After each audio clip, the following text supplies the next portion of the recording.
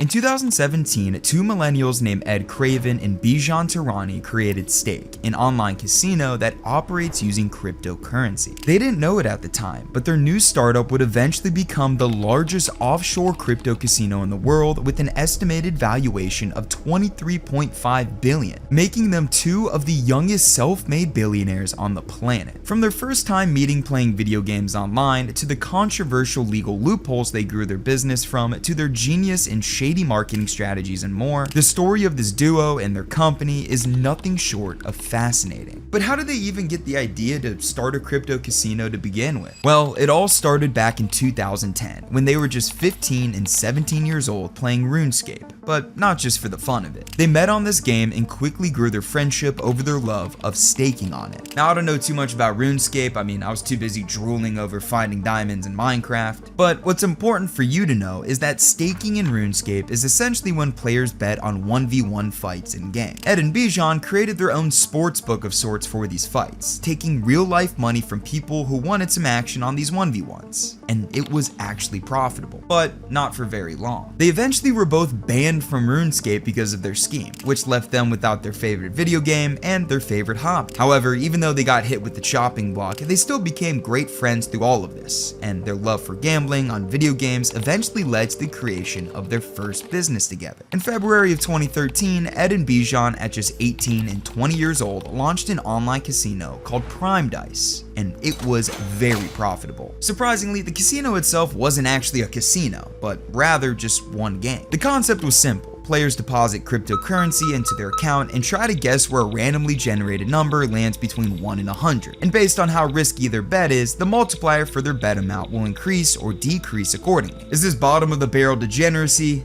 Absolutely. But people were all over it. The day it launched, Ed and Bijan saw over $1 million in bets placed, and over the next few years, those bets continued to grow exponentially. And besides one exploit someone found in the game where they stole $1 million worth of Bitcoin, the duo's first casino game was a smash hit monetarily speaking, and more importantly, proved to them that there was a massive audience for online crypto casino games, which is when they realized they needed to expand quickly. In 2016, with a good chunk of change to his name from Prime Dice, Bijan flew out of his New York apartment to where Ed was living in Melbourne, Australia, and never went back. Shortly after, Ed impulsively purchased an office space where himself and Bijan worked on their new venture, EasyGo. In simple terms, EasyGo was going to be the company that would develop casino games for online casinos like Stake, which they started the following year. In typical startup fashion, Ed and Bijan moved as fast as they could to expand their team of developers to build out a ton of casino games for Stake, like roulette, slots, blackjack, you name it. Their office even resembled what a typical tech company looks like, with in-house baristas, chefs, big giveaways for employees, and even company boat cruises. Now, what I find most impressive about all of this was they were doing this when they were only 21 and 23 years old.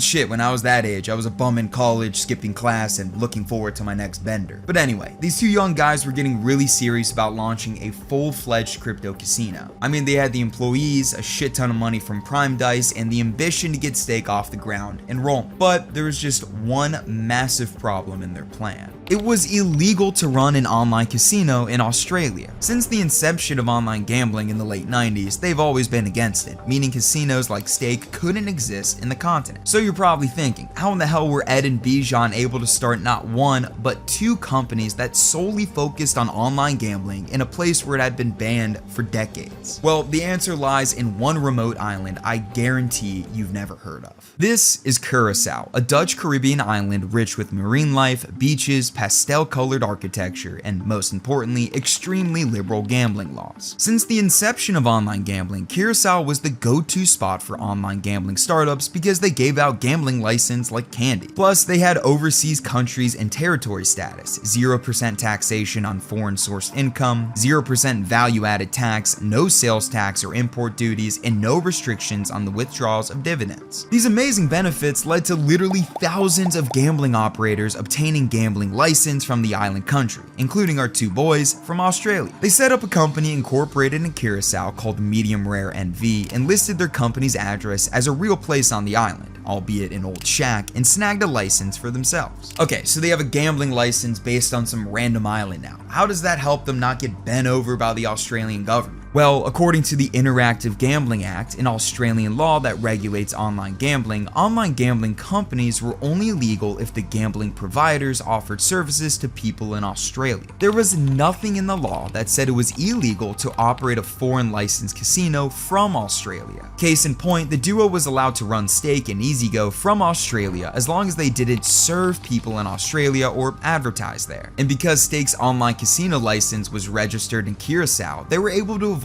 any governing bodies from taking them down. And all the people of Australia, or anywhere really, had to do on their part to play on Stake was to download a VPN, set up their Stake account with an address not in Australia, and boom, they could punt away. And speaking of VPNs, if you're going to be chronically online these days, and hopefully not gambling, you need to be using one. And the one I trust the most is private internet access. A VPN, or virtual private network, is basically a secure encrypted tunnel for your internet connection. It hides your IP address and protects your data from anyone trying to snoop, like hackers, your internet provider, or that one weird looking guy in the corner of your local coffee shop. Using the internet without private internet access is like going to a 5-star buffet, but they only let you eat the croutons. Seriously, streaming services like Netflix have entire catalogs that are locked based on where you live. But with private internet access, you can switch your virtual location to unlock shows and movies from all around the world. It's like teleporting your laptop to London, Tokyo, or New York, minus the jet lag. On top of that, private internet access is available for all platforms, including Windows, Mac OS, Android, Linux, iOS, and many more, and you only need one subscription to protect as many devices as you want. With these benefits and many more, it was a no-brainer for me to try out private internet access, and I can say with confidence, it's great. So go to piavpn.com/BC Productions to get 83% off plus 4 extra months completely free. There's a 30-day money-back guarantee, and it's risk-free. Trust me, your future binge-watching couch potato self will thank you. So now that Ed and Bijan had set up shop, their mission in life was to get as many users on Stake as possible. Now, that's obviously the goal for any business ever created. I mean, you want to get customers in the door. But what was different about the duo's business was how closely tied it was to two industries: crypto and gambling. And luckily for them, the explosive rise of one of those industries helped them out a ton. Pre-2016, not many people knew about cryptocurrency,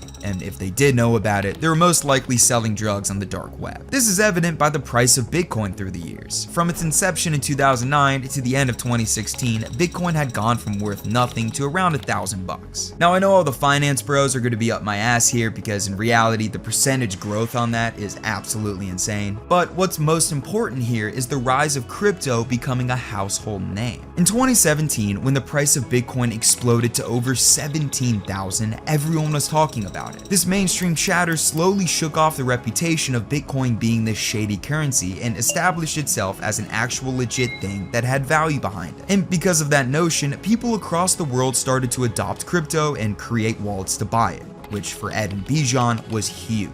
Now that hundreds of thousands of people were creating wallets and buying crypto, Stake had become more accessible to way more people because in order to use Stake, well, you needed to have a crypto wallet. The rise in their total addressable market led to Stake going from being a pretty niche website in the crypto community to a decently well-known platform reaching tens of millions of dollars in revenue by 2019. But even though more people were into crypto and knew about the site, Ed and Bijan weren't satisfied. After all, they wanted to accomplish a much bigger goal of making Stake a worldwide brand. And luckily for them, a worldwide pandemic hit just at the right time. Now, of course, I don't mean that in the way of people getting sick, but for the fact that everyone was forced inside. Millions of people crammed in their homes and apartments became bored as hell. Some people picked up new hobbies. Some people, like myself, opted to drink 6-packs and run squads with the fellas. But what a hell of a lot of people did was watch their favorite streamers on Twitch. The amount of both streamers and viewers of Twitch nearly doubled during the pandemic, with 26.5 million users visiting the site daily, and the duo, being the young, savvy businessmen they were, saw a great opportunity. What if they paid streamers with large audiences to use their site in front of their millions of fans? And so, Ed and Bijan set off on their plan to reach a global audience that had nothing better to do than to stare at their screens. and it worked to a T. Massive influencers, including Trainwrecks TV, XQC, Aiden Ross, the Nelk Boys, and many more, were reportedly given at least $1 million a month to spin slots, play blackjack, and yell at dealers live in front of their massive fan bases. The list of stars recruited by the duo went beyond typical social media people also, most notably Drake, who was given an estimated $20 million a month to gamble live and had multiple news outlets talking about it. At one point, 64 of the top 1,000 streamers streamed only slots, and all of these guys played with massive bankrolls and exclusively played high stakes, which to their fans of mostly teenage boys was awesome. As a result of these new fans, Ed and Bijan saw growth they couldn't imagine happening. Between 2020 and 2022, stakes revenue went from around $100 million to roughly $2 billion. They were reportedly handling betting volumes in the tens of billions of dollars, and the growth of their company made a 26-year-old Ed and a 28-year-old Bijan both billionaires. But their genius marketing play didn't come without some pretty major controversy. There were a plethora of ethical concerns from these streamers partnering with Stake, with each one putting Ed and Bijan in a hotter seat. For example, many streamers didn't disclose that they were playing with Stake's money, which not only made them lose the trust of some of their fans, but raised concerns about the massive wins they were showing their fans because, well, in a sense, it wasn't really their money they were risking. But the real backlash came from the fact that it was mostly young, impressionable teens watching this gambling content. At the base level, just over a fifth of Twitch users are between 13 and 17 years old, but that doesn't account for the audience ages that these streamers' viewers actually were. It's safe to assume that a bigger percentage of them were in that age range, and promoting a dangerous vice that could ruin lives to such a young demographic for personal gain wasn't really the best look ethically speaking. Plus, many of these influencers often downplayed the risk of gambling and only showed it in an entertaining light, especially when they won big. Couple that with the fact that Twitch had no age verification requirements for viewing gambling live streams, and it's easy to see why these partnerships were a recipe for disaster. That recipe was the main reason why other big platforms like YouTube and Facebook had already banned streaming online gambling sites to begin with.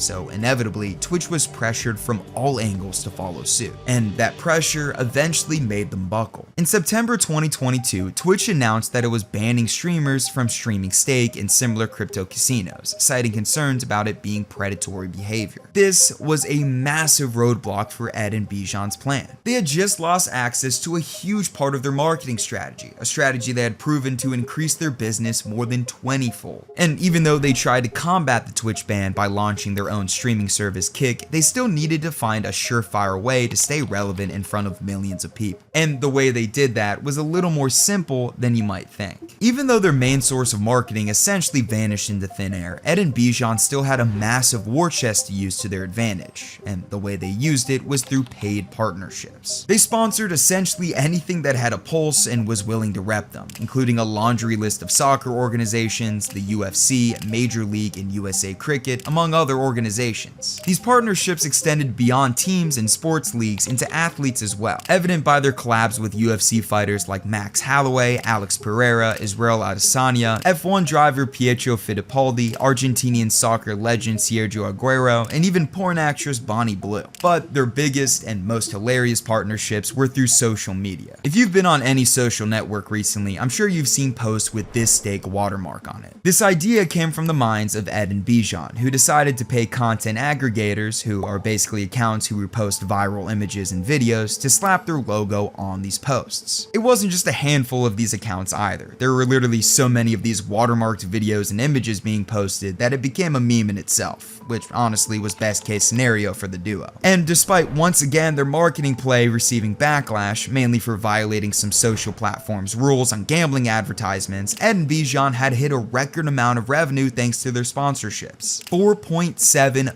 billion in 2024. All in all, Stake was now worth around $23.5 billion as a company, and the duo had fulfilled their goal of growing Stake into a worldwide brand. While doing so, they had become two of the youngest self-made billionaires in the world, and all that was left to do was to enjoy their newfound riches. Ed went on to buy about as many properties as I have phone chargers, including a beautiful $38.5 million mansion in Melbourne, a record-breaking $80 million property near near that mansion, 2 more homes for a combined $76 million and multiple top-floor penthouses. He also drives sexy cars, helped his parents purchase a Jamaica Blue Cafe franchise, and enjoys front row seats at NBA games and tennis tournaments. Bijan also let loose a little bit with a small purchase of $47 million for a Manhattan townhouse that was previously owned by David Rockefeller. Yes, that Rockefeller. And as for their baby, Stake is now considered the 7th largest gambling group and largest online crypto casino in the world, available in over 100 countries and continuing to do billions in revenue. Now, something else you should continue to do is watch this video that YouTube thinks you'll enjoy, and I hope you do. And also, thanks again to Private Internet Access for sponsoring this video.